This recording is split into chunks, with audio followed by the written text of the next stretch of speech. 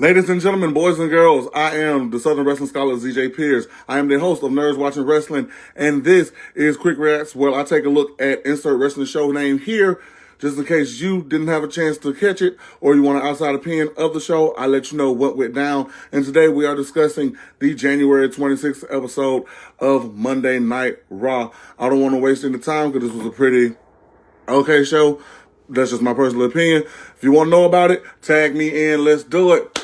So the show starts off with AJ Styles, who says that he wants his retirement year to kind of be like John Cena. He doesn't want this thing at the Royal Rumble to be one and done.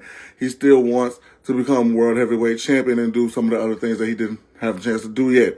This, of course, brings out CM Punk for some of the worst acting I've seen on television in a while, all to set up a main event championship match between CM Punk and AJ Styles. It's going to be a very good match. I cannot wait for it.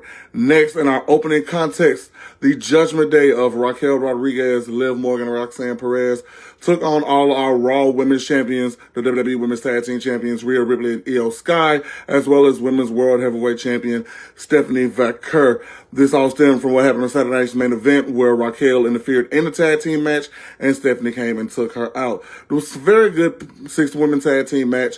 Went through a commercial break. Once again, Roxanne Perez, Io Sky, the peak of the Raw's women's division.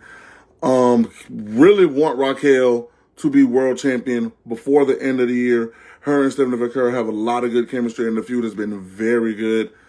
Not much else to say about the match other than that it was just a very good match. Rhea Ripley won with a tilt-a-whirl headbutt into the riptide on Roxanne Perez. Next, the Vision come out to the ring, including the recently suspended Braun Breaker. Paul Heyman obviously gives everybody the rub. Then Adam Pearce comes out to reinstate Braun Breaker and to let everybody know that Braun Breaker, Logan Paul, Bronson Reed, and Austin Theory will be in the Royal Rumble match. Now, Austin Theory comes out in gear, so that only means that a match is imminent. And Adam Pearce says it seems fair that because there was a brass knuckle interference in last week's 6-man tag, it looks like Austin Theory should get a little bit of redemption on the man who hit him with the brass knucks. So Adam Pearce immediately sets up a match between Austin Theory and Rey Mysterio. Once again, this is a very good match, with Austin Theory even going deep into his bag of moves and pulling out the Ataxia, which I honestly thought should have won the match. But nope, after, of course, interference from Phoenix, the Vision, I'm sorry, not Phoenix, my apologies, Penta, Dragon Lee, and the other members of the Vision, it came down to Austin Theory hitting a stomp on Rey Mysterio for the win. After the match, the Vision completely decimate the Luchadors, including hitting Penta with about 4 spears. This was very good, sets up a lot of momentum for the Royal Rumble.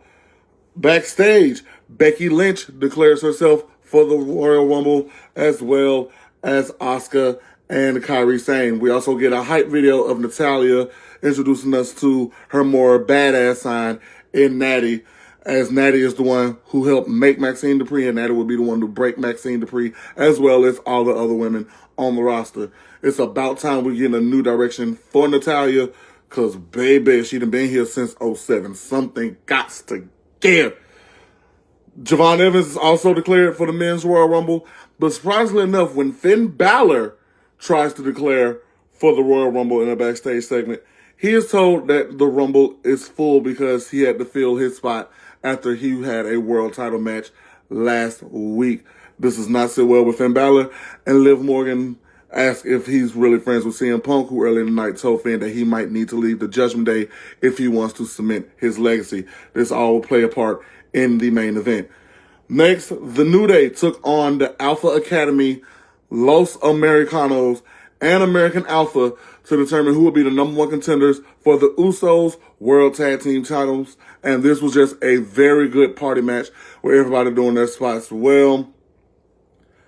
Highlights of the match, surprisingly enough, was Akira Tozawa. Despite how WWE has booked him in recent memory, Akira Tozawa is still a multi-time 24/7 champion, as well as a former Cruiserweight champion, back when the Cruiserweight title actually meant something. The Alpha Academy got the win after a very entertaining match with Akira Tozawa hitting the drop zone senton on Brutus Creed. This now makes the Alpha Academy #1 contenders. They will face the Usos some point down the line. Michael Cole has a sit-down interview with Gunther about why he asked AJ Styles to put his career on the line this Saturday at the Royal Rumble. I should probably mention that this was the Royal Rumble Go Home show.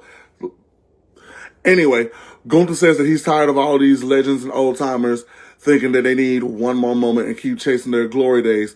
And Gunther said that there's nothing on the line for him if he just fights AJ Styles one more time. So this way, just like Goldberg and John Cena before him, I can beat AJ Styles and I can retire him.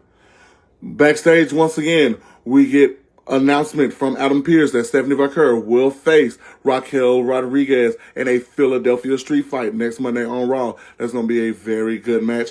And Division all decided to broker a plan to where that they make sure that Braun Breaker wins the Royal Rumble. And in the main event, CM Punk defended his World Heavyweight Championship against AJ Styles. This was a very good TV match that I honestly would not mind seeing on pay-per-view at some point should AJ Styles win his match this Saturday.